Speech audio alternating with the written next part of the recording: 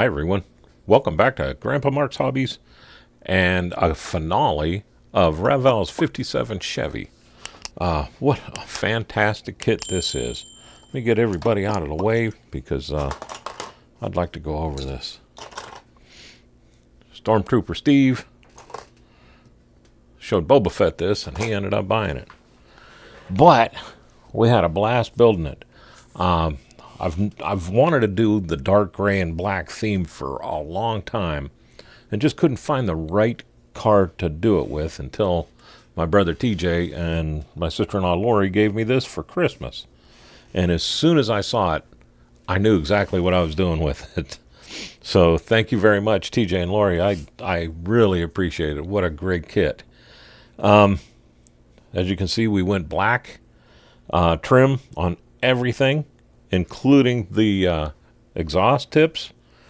I did red and black interior and a gray body. This is German gray with just one coat of quick shine shot over the top of it, because if I didn't, it would have been very flat, which would have looked good, but it would have been very easily scratched, you know, or muffed, I guess you want to say.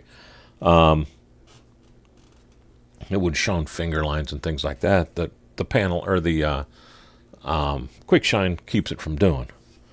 So before we start, I want to let everybody know, like all my finals, I'm going to do a music video at the end, and I want to start off by thanking Gallery right off the rip, because without them, I wouldn't be able to do what I'm doing right now, because I painted 99% of this with an airbrush.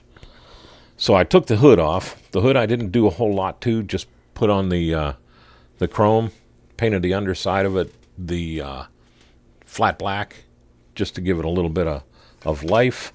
I plan on showing this car with the hood off and in one of my coin holders, just like this. Here, I'll move this out of the way so you can see it. Just like that. I think with that, sitting either beside or in front of the car like this, I think that'll show a lot of interest and show off all the detail in the hood too, or in the hood, in the engine bay. So let me pull you down as we're talking about. That's a good segue to the engine bay in here. I did the fuel injector on this because I never did one before, and I had to. It was just so cool. I wasn't sure though. Like I said, I did the other intake with the Rochester in it, and once I'd looked at both of them, the fuel injectant had to go in here. It was just that nice of an add. So you got your air filter going back into your throttle body, your fuel lines coming around this way, and all that. So I added the fuel lines, I added the vacuum lines, I added what other lines those were, coming down to the fuel filter, around into the fuel pump, or the throttle body pump, and then going down to the fuel pump down below is all lined. I added our brake lines, I added spark plug wires. We went with Excel yellow like I always do, but I ran them down around the intake on the inside, so they're kind of hard to see. We added the brake over here. We added the battery lines, the cables. I added radiator lines, and don't know if you'll be able to see them or not, but power steering lines too. So this is so cool. I mean, there was just so many neat I added the overflow too on the top of the radiator. But there was just so many neat things with this build by itself, like the generator with the bolt-on oil pump, the hard body brake booster, just everything really cool on here. I did go with the brushed aluminum on the vent just to show it off on the intake, and I also got all the lights lit. So let's back out here, because I want to talk about the interior also. The interior was awesome. I had the skeleton that I wanted to put in, but she was about a quarter or an eighth of an inch too tall, and cutting her down just wasn't going to happen. dome lights in, you'll be able to see pictures of that in the montage at the end with the lights out. I think that'll look really good. The only decals I used, other than parts for any engine and the gauges, is I had to put those Revell equipped on the windows.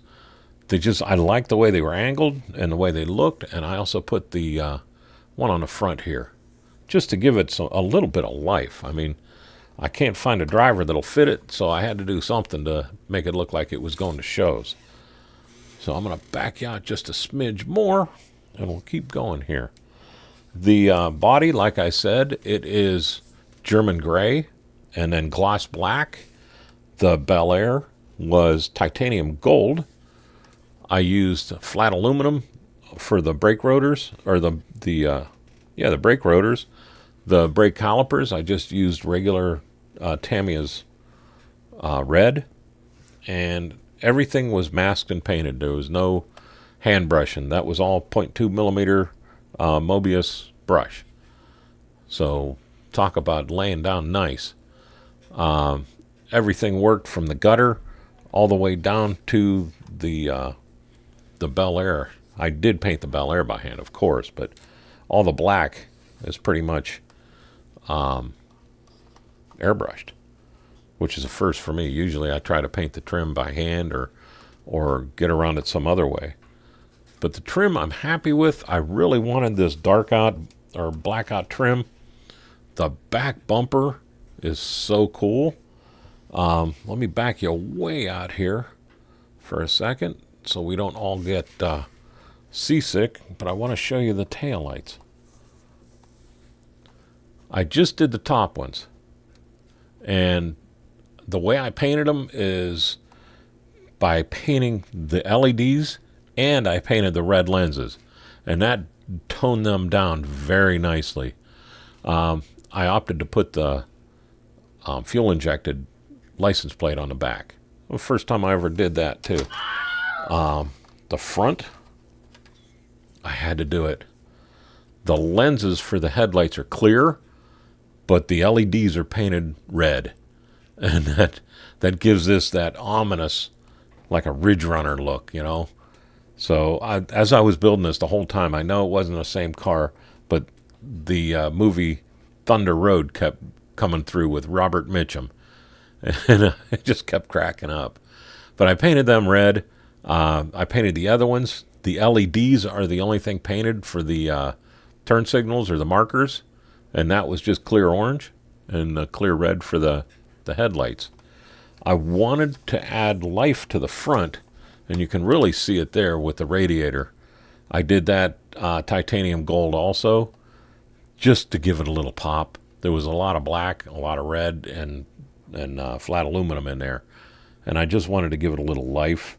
Didn't really care with this build if anything was right, because it's going to be, you know, a made up car anyhow.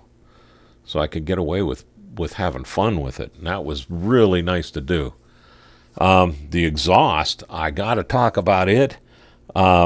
Just flat aluminum. I figured I'm going to go stainless steel since this is an updated car, and so I didn't rust it out. The mufflers I painted with titanium silver, and I think I'm going to do that from now on, even if I'm going to rust them out, because it gives that difference between the exhaust pipes and the mufflers. But what was most impressive is the way these fit onto the engine to the back. It was perfect. I didn't have to bend or twist or turn or anything. When I put this button in the back, I looked up front and it was already attached to the exhaust manifold.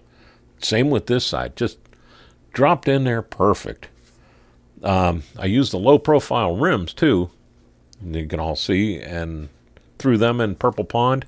I've been using Purple Power now to strip chrome, and I think it strips it a lot faster than the LA Awesome. So one of my builds, what I want to do is have LA Awesome in one, Purple Power in the other, chuck them in and see what does what with the paint and with the chrome. The underside of this is airbrush flat black, and then again the frame is just quick shined. I just took the quick shine on a brush and painted it all to give it that semi-gloss look. Worked out fantastic. Gunmetal for the springs and for the differential. Also for the universals. Gee whiz, back man. I wanted the engine and transmission housing to be all red, and just the base back of the transmission to be the aluminum on this one. Just something different. I even painted the shock absorbers, the bolt throughs on those on here.